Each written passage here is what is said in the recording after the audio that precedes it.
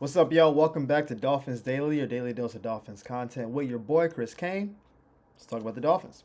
So, we've been talking about the offensive line, guards, tackles, all that good stuff. And I think we haven't been doing a good job. And by we, I mean me. Because we've talked about what happens if we drop the tackle and we want to move them to guard. We say it as if it's interchangeable. Yeah, every tackle can play guard, every guard can play tackle. Not exactly. Because Will Campbell is a tackle for LSU now. All American. We all think he's going to be very good. Except he's really good at tackle. But the way he plays doesn't actually translate very well to playing guard. One, he's very tall. Most guards aren't because you're inside of two other offensive linemen, right? You're between the center and the tackle. So you being bigger doesn't make sense in that pocket, right? But also, he has shorter arms, which for an offensive lineman is no bueno. The whole idea is you get your hands on a defender before they get their hands on you.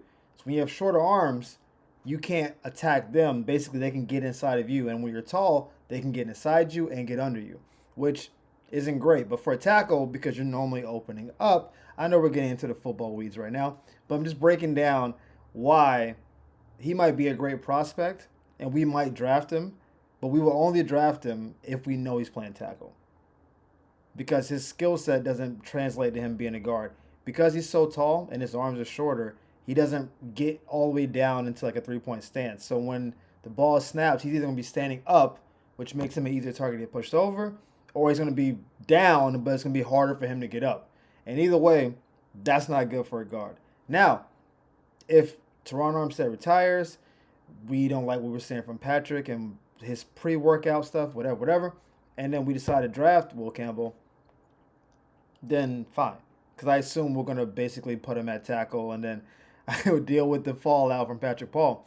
But the idea that, oh yeah, you can just get the best offensive lineman, move him around, that sounds really good. Kansas City tried it last year. They took their all-pro guard, put him at tackle, and for like 2 games, they were like, Kansas City's so good, they can just move tackles and guards all over the place. They got Patrick Mahomes. And then what happened late in the year? What happened in the playoffs? What happened in the Super Bowl?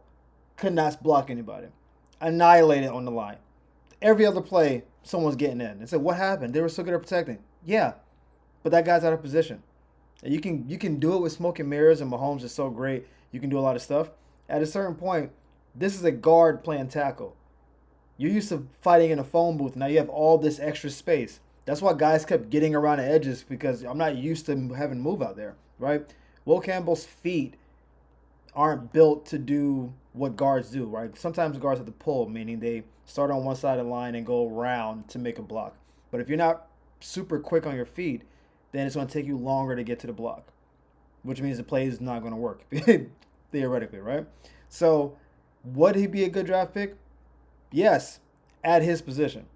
I do not think if we draft him thinking we're going to turn him into a guard, I think that's the wrong thing to do. And I hope that's not what we're thinking right now. Now, some drafts have him go on pick 8, 9, 10. So this is a non starter. Also, Teron Armstead comes back. I don't believe we're going to draft the tackle anyway. But, in the chance that we do, and he's there, this might happen. And I know people are going to be super excited. We got an All American tackle, SEC guy. Just understand you're on the line, but every position is very different. Center is very different than guard. Guard is very different than tackle. And if you haven't been practicing at those positions, there's little nuances you may not be good at. And defensive linemen are very acute at, oh, their right hand goes down on run plays, their left hand goes up. Like they see all that little stuff, and when they bull rush you as a 6'6", 330-pound dude, and you get pushed back into our quarterback, problems. So we'll see what happens. Don't want to be down on Will. Just saying. I hope if we do get him, that we're getting him for the right reasons. That's all I'm saying. Now we've done a lot in free agency for basically every position but defensive line. We've signed 4 DBs, receiver, 2 linebackers. Like we've done a lot of stuff in free agency. But finally, the Dolphins decided, hey, we should invest in our D line just a bit. Just a little bit. Now, I assume we're going to draft someone, but still, we can't expect whoever we draft to just come in and be like, you don't need to have depth and other people. Like, that's not And we still don't know what's up with Calais. So D-line is very suspect. So the Dolphins, yesterday actually, when you see this, re-signed Benito Jones, who was kind of not a utility type guy, but he wasn't a starter, but he played enough to be impactful on our defense and show signs of being maybe better than his time he was getting, but he was behind people who were just better than him. So that's kind of how it works out. We actually had him on the team. He went to Detroit, and now he's back again. So, you know, that's there's something there. Like we let him go the first time. I'm guessing money. Came back again, and now he's on another 1 year deal, which very much a fan of, because if he does well, he can earn himself some decent money. He won't get top of the market, you know, Matabike or eventually Jalen Carter and those kind of guys money, but he could get, double digit money if he plays well. And it seems like the way our D line is set up now, he's slotted to get more time. And some players are really good in like spurts, and some are like, hey, I'm a diamond in the rough. Just give me some time to shine. If I've been giving you good tape, I've been giving you good effort. Give me a chance. Some guys just need a chance. And when you're playing behind Hand, you're playing behind, obviously, Calais and Siler. Like, you're playing behind all these guys. It's like, hey, man, it's a lot of people that I'm not really getting the burn that I want to get. If now we say, hey, we need you to play 40, 50 snaps a game, either he's going to rise to the occasion or he's going to fall apart. But he's on a 1 year deal. So even if he does fall apart, who cares? But if he balls out, we got one. And that's really all Chris Greer is doing right now. Is I'm going to just sign everybody to 1 year deals. And if you pop, you get resigned. If not, you just pop. And we just kind of let it ride. So we'll see. I'm happy that we did something, because I've been lamenting that we just been neglecting the position. And there have been D linemen available. And not all got like crazy contracts. It just feels like we went out and immediately got a couple DBs. We got a couple safeties, a couple corners. All right, cool. We're trying to like put some veteran type leadership in the secondary. Cool, that's important.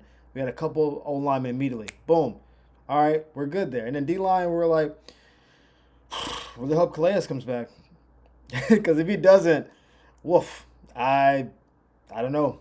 That's not looking good, and we'll see what happens. I think this was a good step in the right direction to try to fortify it. And again, there may be unrestricted free agents who don't get the contracts they want in free agency who come back. So in a week or two, the line might look similar to last year, but not the same. Like, oh, I remember that guy. He got like 10 snaps a game. Maybe they get 15, 20 this year. We'll see what happens. Now, unlike most people, when it comes to the safety position, and people comment on my stuff all the time, so I talk to a lot of people, a lot of Dolphin fans, and they're saying, yo, man, let's go O-line, cornerback, or safety, first two picks. And I get it. Those are obviously the most glaring positions. Why wouldn't you do that? I'm on the boat that safety in today's NFL is one of the lowest value positions. That's where I'm at. I was like, yo, we get Malachi Starks, that'd be dope. Georgia guys, we know how you do in the league. I was all hype on it. The longer we've gone through this process, I just kind of sat back and thought, you need a good secondary, but if the front is really good, the secondary looks better, right? If your D-line is getting pressure, if your linebackers are, controlling the front, they're decent in coverage, you don't need all pros in the secondary. You need people who do their job. If you're a safety, make sure you get behind the last receiver, of course. DB, if you play off coverage, rally and make the tackle. If you play press man, get that head around. Oh my God, the cornerbacks, get your head around. Flashbacks, get your head around. Get your head around, make a play on the ball. Even if you bat it down, we don't need the picks. Just if you're solid at your position and the rest of the defense is really good, then we don't need an all-pro safety. So I know we're talking about spending a ton of assets on it. I'm very much a fan of going after a veteran now and then drafting the guy later. Now, I've been talking about second, third round later, but today it finally hit me. We have a lot of holes on this team. Obviously offensive line, obviously defensive line, some in the secondary, but we're betting on two defensive ends, outside linebackers. Okay. We're betting on two defensive ends, outside linebackers, who are both off an injury that we're assuming are going to be healthy this year, who haven't been healthy. Like, I know as much as I'm a big fan of Phillips and Chubb as much as anyone else is. But they've both been hurt and big injuries. Like, out for the year, out for 13, 14 games injuries. Like, we've big injuries. We're betting on both of them to be healthy next year. And then we have Chop coming in, hoping to be one of the three. So we have a lot of positions that need to be filled. And I think way more important, getting a top-notch DN, way more important to get a top-notch safety. Obviously, offensive line goes without saying. I think D-line. If you were getting push up front and run stopping, that's more valuable than having a guy just flying around in the secondary.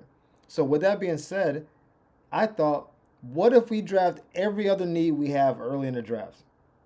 And then later in the draft, 5th, 6th, 7th round, there's a guy on the board that may be a Hall of Famer, pretty good. Shiloh's on the board. Now, is Shiloh as good as the top couple safeties? No. As y'all know, I watch every Colorado game. I'm just a fan of Prime. I like the Buffs. I watch all the games. I stream it. I go to a bar. Like, I watch all the games. I'm not just some like, oh yeah, I watch Shador and Shiloh on TV. Like, I literally watch the games because I just want to know what they're doing. I believe in what they're doing over there, right? And so what I saw from Shiloh is someone who's ultra aggressive.